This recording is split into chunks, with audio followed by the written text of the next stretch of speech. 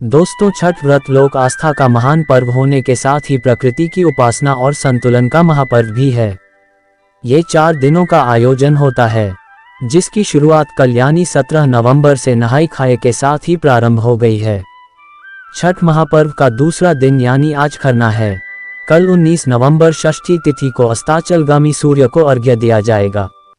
उसके अगले दिन मतलब परसों 20 नवंबर सप्तमी तिथि को सुबह में उदयगामी सूर्य को अर्घ्य देने की परंपरा है। पूर्वी उत्तर प्रदेश, झारखंड और खासकर बिहार में छठ का विशेष महत्व माना जाता है। ये केवल पर्व नहीं बल्कि महापर्व होता है, जो 4 दिनों तक चलता है। इसकी शुरुआत नहाए और खाए से होती है, जो डूबते और उगते सूर्य को अर्घ्य देकर पूरी होती है। ये खास पर्व साल में 2 बार आता है, पहली बार चैत्र में और दूसरी बार कार्तिक में। छठ को लेकर कई प्रचलित कथाएं हैं, जिसमें से एक है कि जब राम सीता अपना 14 साल का वनवास काट के अयोध्या लौटे थे, तब रावण के वध के पाप से मुक्त होने के लिए उन्होंने ऋषि मुनियों के आज्ञानुसार राजसूर्य यज्ञ करने का निश्चय किया था। इस पूजा के लिए मुग्दल ऋषि को बुलाया गया। मुग्दल ऋषि ने मां सीता के ऊपर गंगाजल छिड़क कर उन्हें पवित्र किया और कार्तिक मास के शुक्ल पक्ष की षष्ठी तिथि को सूर्य देव की उपासना करने को कहा। छठ पूजा में व्रत रखने से कई लाभ मिलते हैं। यही कारण है कि लोग भगवान की भक्ति में इतना लीन हो जाते हैं कि लोग इस ठिठुराती ठंड में भी नदी और तालाब में खड़े होकर छठी मैया को अर्घ्य देते हैं। इस पर्व के महत्व को जान जाएंगे तो ये जरूर समझेंगे कि छठ से बड़ा कोई पर्व नहीं है। छठ कथा के अनुसार इस पूजा को करने से संतान सुख की प्राप्ति होती है। जिन लोगों को लंबे समय से संतान सुख नहीं मिल पा रहा हो, वह इस व्रत को जरूर रखें। इससे संतान सुख का आशीर्वाद मिलता है। छठ में सूर्य देव की पूजा करने से त्वचा रोग से मुक्ति मिलती है। इस पूजा से भगवान श्री कृष्ण के पुत्र भी कुष्ठ रोग से मुक्त हुए थे। छठ पूजा करने से पति व संतान की उम्र लंबी होती है, इसलिए महिलाएं इस व्रत को रखती हैं।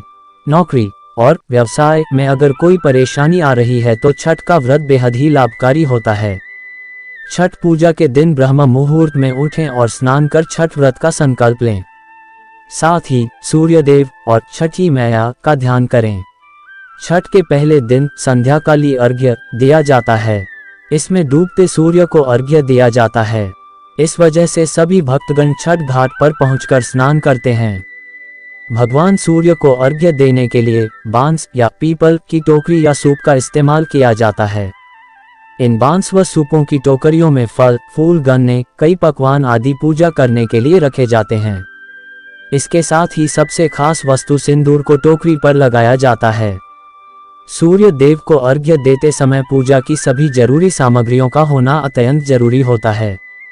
इसके साथ ही सुबह से लेकर रात भर निर्जला व्रत रखकर अगली सुबह उगते हुए सूर्य को अर्घ्य देकर मन ही मन कामना करें।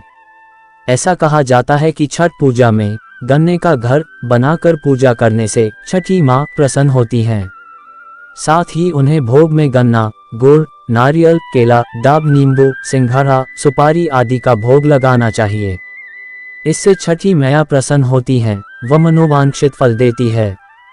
छठ पूजा वैसे तो अब भारत के हर हिस्से के साथ ही दुनिया भर के अलग अलग हिस्सों में मनाया जाने लगा है, लेकिन ये त्योहार खासकर बिहार में बड़े ही हर्षोल्लास के साथ मनाया जाता है, जिसकी क्षमता देखते ही बनती है।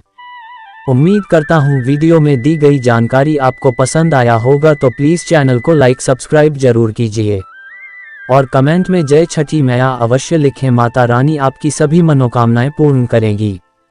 धन्यवाद।